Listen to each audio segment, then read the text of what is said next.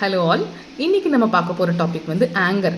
So ஒரு மனுஷனோட பலம் வந்து அவன் எத்தனை பேர் அடித்து தோக்கடிக்க முடியுங்கிறதுலேருந்து அளவிடுறது கிடையாது. அவனால் அவனோட கோவத்தை எவ்வளோ நல்லா கண்ட்ரோல் பண்ண முடியுது அப்படிங்கிறத சொல்கிறாங்க. எஸ்பெஷலி பகவத்கீதாவில் வந்து என்ன சொல்கிறாங்கன்னா, கோவம் அப்படிங்கிறது நரகத்துக்கு போகிற வழிபாதைன்னு சொல்கிறாங்க. Doorway to Hell.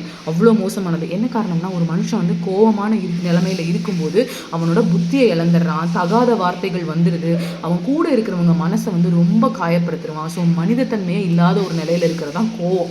ஸோ இந்த கோவம் வந்து எதனால் நமக்கு வாழ்க்கையில் வருதுன்னு பார்த்தீங்கன்னா, ஒரு விஷயம் வந்து நம்ம பிளான் பண்ணபடி நடக்கலைன்னா தான் கோவப்படுறோம். பட் ஆனால் யோசிச்சு பாருங்களேன், உண்மையான ஒரு ஸ்மார்ட்டான பர்சன் வந்து ஒரு விஷயம் எந்த மாதிரி விளைவுகள் வந்தாலுமே அவன் அதை ஸ்மார்ட்டாக ஹேண்டில் பண்ணுறதுக்கு ரெடியாக இருக்கணும். அதுதான் லைஃபோட சஸ்பென்ஸே இல்லையா?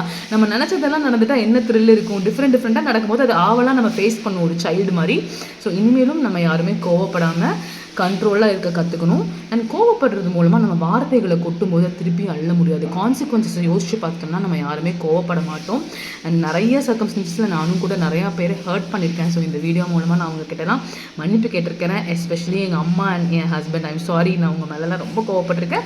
நானும் என்னோட ஆங்கரில் ஒர்க் பண்ணிகிட்டு இருக்கேன். இனிமேல் யாருக்குமே கோவப்படக்கூடாது. அந்த மாதிரி ஒரு மனநிலைக்கு வந்துடணும். ரொம்ப தெளிவான கரெக்டான ஒரு விஷயம் நடந்து முடிஞ்சிருச்சு, அதுக்கு கோவப்படுறது மூலமாக ஒருத்தங்களை திட்டுறது மூலமாக எதையுமே மாற்ற போகிறது இல்லை. நம்ம அவங்களை இன்னுமே காயப்படுத்த போகிறோம். ஸோ அக்செப்ட் பண்ணிவிட்டு அதை எப்படி கரெக்ட் பண்ணலாம் அப்படிங்கிறத நோக்கி தான் நம்ம அடுத்து யோசிக்க வேண்டியதாக இருக்கும். அதுதான் ஒரு ஸ்மார்ட் மூவாக இருக்கும்.